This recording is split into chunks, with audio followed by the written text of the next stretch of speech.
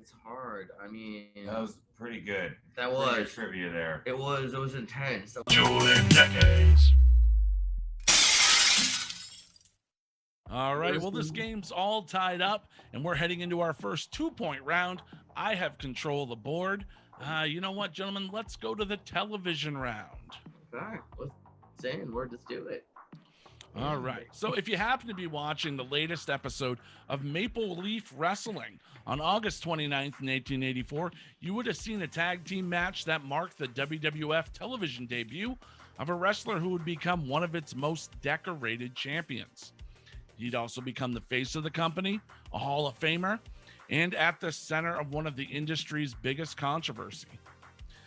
This second-generation wrestler is a 5 times WWE champion, 2-time WWE Intercontinental Champion, 2-time WCW World Heavyweight Champion, 4-time WCW United States Champion, and 2-time WWF Tag Team Champion.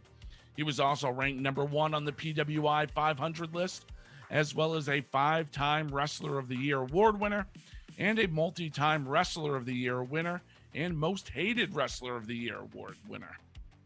Now, if you guys have not guessed it by now, he's a man who's had a lot of, let's say, sunny days. He's the best there is, the best there was, and the best there ever will be. I give you the debut of Bret Hart. Though he actually was victorious in his first WWF match, Bret Hart said that the performance was actually pretty poor, and that Vince McMahon was left unimpressed with what he saw. Bret was actually quoted about saying about his debut, that they put me in a tag match with Dynamite Kid, and I had been off for about 6 months before my knee got operated on, and they told me not to worry much, just to go out there, get my face on TV. My timing was all off. I was kind of messed up, and I kind of messed up something in the ending of the match, but nobody really noticed. But when I came back to the dressing room, Vince McMahon couldn't wait to shake Dynamite Kid's hand and praise him, slap him on the back, tell him how the match was beautiful stuff. And I remember when I walked in, he didn't even look at me. I think I failed my audition. Bret Hart has actually come up a few times here on the show now. We've talked about the Montreal Screwjob a few times, his great matches he had with Shawn Michaels, his late brother Owen, and Stone Cold Steve Austin. You know, just watching any of those matches actually explains why he earned the moniker, the excellence of execution. So I give you the debut of Bret Hart for the WWF, August 29th, 1984. All right. Good one. All right, Joe Findlay, what did you bring for the television round? Well, I brought a pretty big one today with me. It's technically, it's world news, but it's one of the most watched things on television. August 8th, Richard Nixon gives a speech resigning as president at 9 p.m. Eastern Standard Time following the Watergate scandal. NBC, ABC, and CBS all preempted their entire evening schedule to devote the night to coverage, and everybody took it live, obviously, but nobody wanted to kind of sully the historical importance of what was going on by then going to, repeats of some sitcom afterwards. Over 110 million people watched the speech on TV. To that point, it was the second most watched thing behind the moon landing at Apollo 11. The Nixon officially leaves office the next day at noon, with Gerald Ford being sworn in, and to date, Nixon's the only president to resign from office. It was a gigantic deal. I mean, it obviously starts the whole gate of it all, and everybody, and they said too as well, basically, if you didn't watch it on TV, it's probably because you were on vacation and you probably listened to it on the radio. So something that was an absolute can't miss on August 8th, 1974, President Nixon resigns. Interesting side note to that, you mentioned it being listened to on the radio. Because it was played on the radio, we know that date is actually the date that the events of the Rocky Horror Picture Show took place, because that's heard on the radio as they're driving to the castle in the beginning of the movie. That's great. So.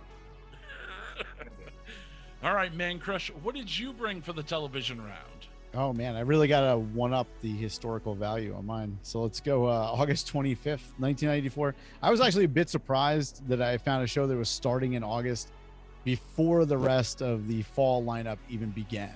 But this is one of those shows that ABC had like destined to fail right from the start.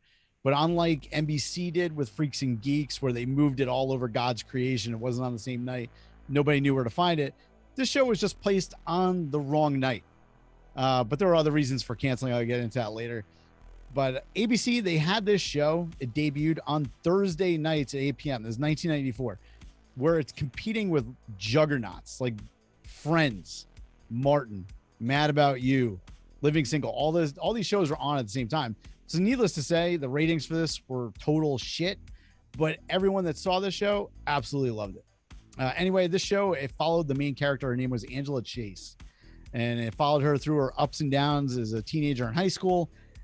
But look, here's the thing, like growing up for us, like in the late 80s, early 90s, most of our coming of age shows were always goofy as fuck. This show was pretty real for a teen drama. And I think what really worked for the show was that it was pretty real. They weren't like hanging out at the max, trying to devise a scheme to fake a character's death to meet a pop star, which is actually something that Zach Morris did, by the way.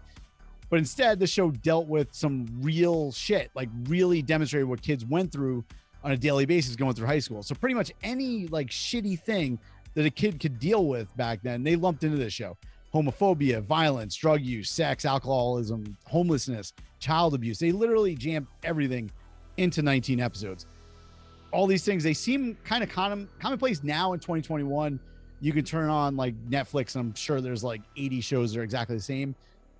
But on 1994, this was like a watershed moment for this type of programming. You didn't see this. You saw goofy teen programming. This was like real, you know, or at least as close as they can make it. This also launched the careers of Jared Leto and Claire Danes. And Claire Danes at the time, she was only like 14 or 15 when the show was like being produced and whatnot. So before we can ultimately blame ABC for shitting the bed on this one, Claire Danes was possibly more to blame, since the show was like very grueling to shoot, and they were still kids, so they had to go to school as part of the union laws that they had. So her and her parents actually told NBC that if they did a season 2, that she wasn't interested in doing it. So that in itself, it kind of caused a rift between fans. It was like a big commotion. And this is kind of where this is a big deal, because this had built an internet campaign to save the show. This is 1994. Nobody was on the fucking internet. Like now an internet campaign, like everybody and their mother, like go to Facebook, Twitter, and they post shit. Nobody was doing this back then. So they started this campaign. It's probably one of the first campaigns to save something. Obviously it didn't work, but I give you the debut of My So-Called Life on ABC. Huge, it's almost as big as Watergate, Nixon, all that. It's right up there. But that was August 25th, 1994. Mancrush, I love you. All right, Cody, Mitch, let's hear your verdict for the television round. It's hard. I mean, That was pretty good. that Pretty was. good trivia there. It was intense. That was I a think. lot. Where do you want to go? I'm not going Nixon. You're not going Nixon? I'm not going Nixon. I'm out on Nixon. Sorry, bro. We'll be out on Nixon. You feeling Mancrush too? Yeah. I feel like, I kind of feel it, man. All right, it's done. It's a done deal, Hey, Mancrush. did you guys watch that show growing up? No, but I like Jared Leto. He's great. You know, and Rec Room for a Dream, great movie. Yeah, Fire. Yeah. He was like the same character all the way through. Fire. Oh, Lord of War. Fire. Yeah, Great he's movie. a great actor and Yeah. musician at the Yeah. same time. But I'll take those Absolutely. points. Thank you. I know I told you it's bigger than Nixon, bigger than Watergate.